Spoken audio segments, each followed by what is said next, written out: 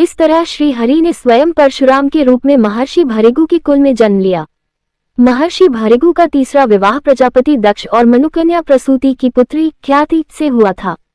यश से उन्हें धाता और विधाता नामक 2 पुत्र और लक्ष्मी नामक एक पुत्री की प्राप्ति हुई। लक्ष्मी का एक और नाम श्री था और उन्होंने नारायण को अपना पति चुना। इस तरह महर्षि भृगु भगवान विष्णु के ससुर भी बन गए। बाद में त्रिदेवों की परीक्षा लेने के प्रयास में उन्होंने श्री हरि विष्णु की छाती पर अपने पैरों से प्रहार किया।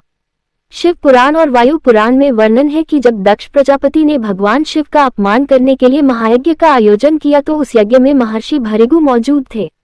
जब सभी ने देखा कि दक्ष ने महादेव को आमंत्रित नहीं किया है तो महर्षि कश्यप के साथ भृगु ने दक्ष को चेताया कि महादेव के बिना ये यज्ञ सफल नहीं हो सकता, लेकिन अभिमान के कारण दक्ष ने उनकी बातों को अनसुना कर दिया। परिणाम ये हुआ कि सती ने अपने पति का अपमान देखकर उसी यज्ञकुंड में आत्मदाह कर लिया। जब महारुद्र को ये बात पता चली तो उन्होंने वीरभद्र को उत्पन्न किया और उसे दक्ष का नाश करने के लिए भेजा। जब दक्ष को ये बात पता चली तो उसने महर्षि भृगु से सहायता मांगी। तब भृगु ने कहा, हे प्रजापति, अब तीनों लोकों में कोई भी आपकी रक्षा नहीं कर सकता, लेकिन यदि आप सेना से ही संतुष्ट हैं तो मैं आपको 1 करोड़ योद्धाओं की सेना दूंगा। ये कहकर भृगु ने अपने मंत्र की शक्ति से 1 करोड़ भयंकर योद्धाओं को उत्पन्न किया और उस यज्ञ से प्रस्थान कर गए। परंतु उनकी सहायता से कोई लाभ नहीं हुआ क्योंकि वीरभद्र ने उन सभी योद्धाओं का नाश कर दिया। भगवद गीता में श्री कृष्ण अर्जुन से कहते हैं कि महर्षि भृगु देवताओं के सौभाग्य और उन्नति का प्रतिनिधित्व करते हैं।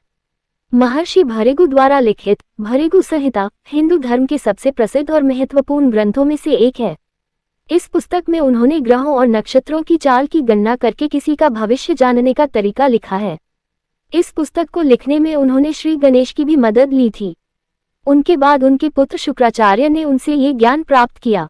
कहा जाता है कि इस ग्रंथ में महर्षि भृगु ने स्वयं 5 लाख समकालीन लोगों की भविष्यवाणियां शामिल की थीं। इतना ही नहीं, अगर महर्षि भृगु की कला से गणना की जाए तो वे 4 करोड़ 50 लाख गणनाएं बता सकते हैं। दुर्भाग्य से इस ग्रंथ का अधिकांश भाग नष्ट हो गया और आज हमारे पास जो भृगु संहिता उपलब्ध है वह उस महान ग्रंथ का एक छोटा सा हिस्सा मात्र है। महर्षि भृगु के जीवन की सबसे महत्वपूर्ण घटना त्रिदेवों की परीक्षा लेना थी। एक बार विद्वानों में इस बात पर मतभेद हो गया कि त्रिदेवों में श्रेष्ठ कौन है। इसके लिए त्रिदेवों की परीक्षा लेने का कठिन कार्य महर्षि भृगु को सौंपा गया। इस बारे में विस्तृत लेख पहले ही मानस अमृत पर प्रस्तुत किया जा चुका है, जिसे आप पढ़ सकते हैं। इसके अलावा महर्षि भृगु को सप्तर्षियों का एक अंश भी बताया गया है।